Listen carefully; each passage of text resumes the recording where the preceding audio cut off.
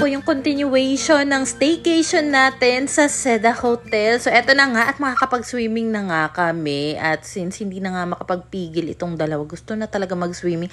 Siyempre, kailangan ko ring mag-swimming dahil si Pinggoy, hindi talaga siya mahilig mag-swimming. Bago ko talaga sila pag-swimmingin, lagi ko talagang pinapaalala sa kanila na wag magtatakbo sa swimming pool at the same time, wag tatanggalin yung floater na gamit-gamit nila. Sa may 5th floor nga pala, yung swimming pool area dito sa Seda Hotel, Manila Bay, sa may Paranaque. Tapos, tanaw na tanaw dito yung concert area kasi meron local bands na magpe-perform dyan. Yung Soler Hotel, napakalaki ng pool dito. Tapos, meron pa dyang sunken na kitchen. Pwede kang umorder dyan ng food. Actually, nagtry ako umorder dyan ng chicha. Kaso, ito naman pagiging ulyanin ng mamsi. Hindi ko talaga maalala yung room number namin. So, ang nangyari kasi, hinatid lang talaga nila kami dito sa my pool area. Ayaw kasi nila magsiswimming. Tapos, nagpa-video na rin ako para may remembrance naman kami at saka pang vlog. So, after nga nun, umakyat na rin sila and then, nagpasundo na lang kami dito eventually kay Ping. So, habang nag-aantay nga kami dito, nag-enjoy naman talaga kami mag-ina. Talagang ninamnam namin yung moment doon. Kaso, nagutom nga yung mga bata kasi may nakita sila nag-order nga doon sa may sunken kitchen. So, nag-try ako umorder. Una, pwede naman daw nila i-accommodate na yung i-orderin namin, i-charge sa room. So, tinanong nga yung room number, yung apelido. So, sinabi ko naman, kaso, nagkamali yata sa room number yung mga pinagsasabi ko. So, hindi nila ma-verify. So, ang ending, denied. Sabi, ma'am, pwedeng cash or card payment na lang. Wala naman akong ganung dala habang nagsiswimming. So, ang ending, hindi kami nakakain sa swimming pool area. So, pag-akyat nga namin, pinaliguan ko na yung mga bata. Alam mo, nakakaloka talagang magbantay ng dalawang bata ng sabay habang nagsiswimming kasi nakakaubo siya ng energy. So, anyway, eto na nga, nagpahinga lang ako ng very, very light dito.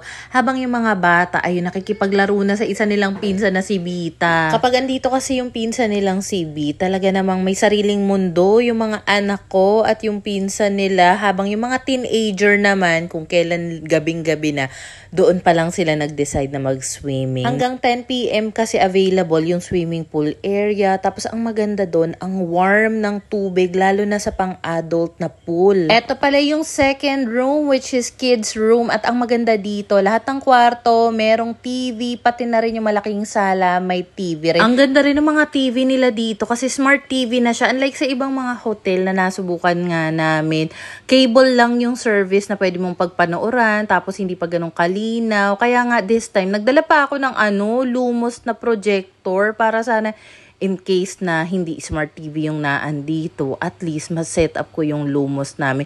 Ang ending, di rin naman namin nagamit. But anyway, eto nga, meron akong dalawang airbed dito. Yung maliit na airbed, dito ko siya nilagay sa may kids room. Buti rin talaga, nagkasya siya dito. Tapos nagdala na lang din ako ng pang-cover, which is kumot actually yan. Ginawa na lang bedsheet. Ang maganda kasi sa mga airbed ngayon na uuso, hindi dumudulas-dulas yung bedsheet. Kasi parang medyo magaspang. Hindi man OA sa gaspang. Basta kumakapit lang yung mga kumot or bedsheet na nilalapat mo dito. At saka may built-in na air pump na rin yan. Kailangan mo lang talagang i-charge yung air pump para tuloy-tuloy mo siyang magamit sa pagdi-deflate or pag-i-inflate. Tapos ayan nga si Pinggoy, pauso ng mga chips dito sa mga kabataan sa kwarto kalok. So kanina pala habang nagsiswimming nga kaming mag-iina, sila Ate Ken, bumili na pala sila ng dinner doon sa may mall. May katabi kasi itong mall. Tapos, kasi initially, nagyayaya sila na lumabas pa para mag-dinner sa restaurant. Siguro nagkatamaran kaya ang ending nag-take out na nga lang sila. And then this time naman, bumaba ako mag-isa dahil meron akong ipipick up dito na pizza and Angels na nga lang yung in-order. Kasi meron akong APC. Sayang din yung discount ton. Bali magiging buy one take one yung pizza na o-orderin namin. Malaking bagay din yun ha. Instead na isa lang pizza mabibili mo. Basta meron kang APC. Magiging 2 pizza na siya. Basta family size or bigger yung pipiliin. Tapos habang nag-aantay pala ako dito, naririnig ko na yung concert sa may harap. Kasi parang may concert area sa mismong harapan nitong hotel. Malakas talaga yung sound. Kaya talaga namang parang may free concert ka na nga rin. Basta tumambay ka lang dito sa labas niya. So, ang gagawin ko nga pala, pupuntahan ko na muna yung mga teenagers sa 5th floor sa may swimming area para masundo ko nga sila para sabay-sabay kami makakain itong pizza. Ang napansin ko, kapag mga staycation sa hotel, hindi sila ganun kahigpit mahigpit. Especially kung mag-i-invite ka ng bisita para makachikahan lang sa loob ng room, ganyan. Lalo na kung malalaking room yung i-avail mo. Unlike kapag nagstay ka sa mga Airbnb, doon medyo mahigpit sila sa number of packs na papasok sa unit.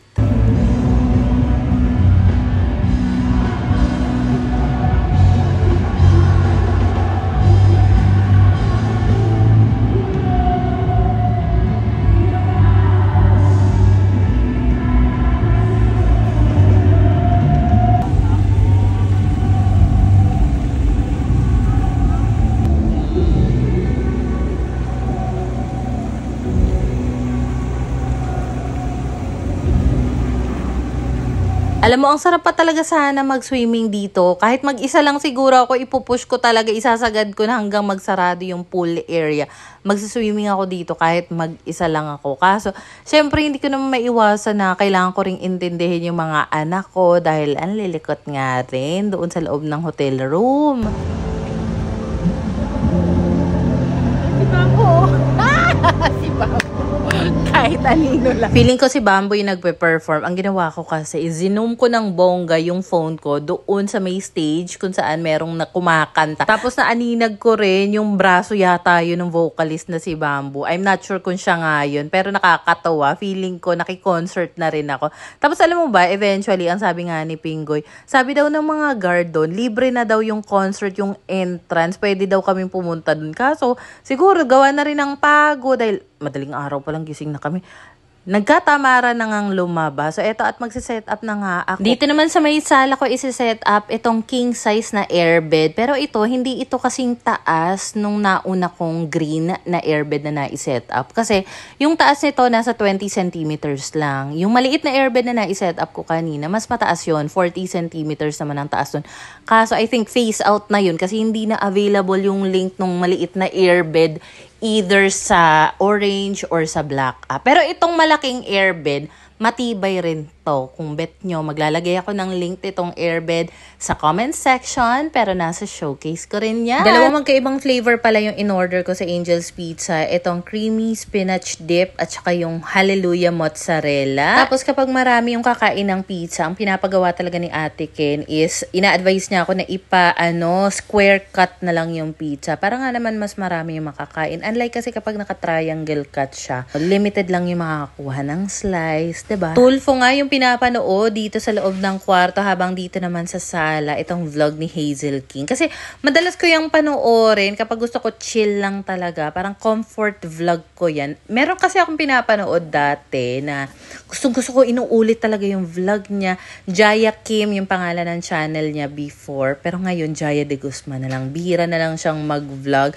Pero lodi ko pa rin talaga siya. Sobrang therapeutic, relaxing kasi ng mga vlogs niya noon. Kaya rin minsan, kapag kunyari nakakabasa ako ng comment na ang sabi, alam mo, ang relaxing kasi panoorin ng vlogs mo, ang chill. Tapos may ibang nagko-comment pa na inuulit-ulit daw nilang panoorin yung mga vlogs ko. Sa isip-isip ko, hala parang gantong-ganto ko dati kapag nanonood ako ng vlog, ng ibang vlogger nga na pina-follow ko. So, na-appreciate ko naman yun. Maraming salamat at nai-enjoy nyo yung mga simpleng content ko. Sa totoo lang, kinabukasan, before 8 a.m., gising na kami at pagising ko nga, katabi ko na yung dalawang bata. Ang nangyari kasi, doon sila nagsitulog sa maliit na kwarto. So, bali, ang katabi ko lang talaga dito sa airbed ay si Bettina. Si Pingoy kasi, sa sofa siya natulog. Tabi pa rin naman kami, pero siya sa sofa, ako dito sa airbed. At saka, ang ganda na may mga ganito kang higaan kapag mga staycation, camping, talaga magagamit mo siya, makakatulog ka na mahimbing. At saka hindi siya yung tipong kapag nahigaan, lulubog. Hindi. Pwera na lang siguro kung may butas. Pero ang tibay na mga airbed na ito, in fairness naman talaga. At saka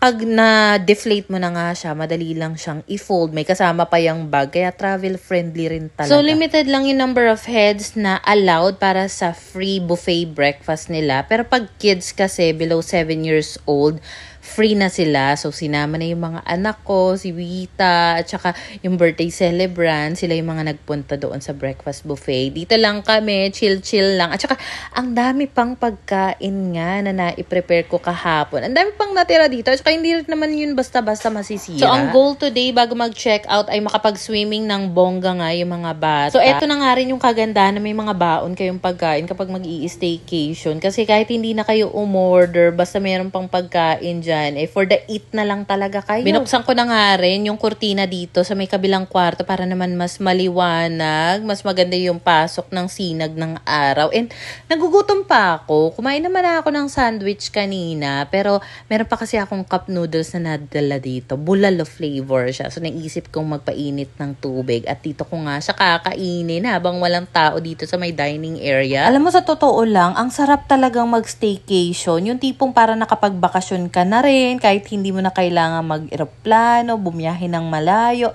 Magastos lang talaga siya. Dahil syempre, maliban doon sa room na ibubuk ninyo, kailangan mo mag-alat ng pamasahe, pangkain, at kung ano-ano pa, 'di ba?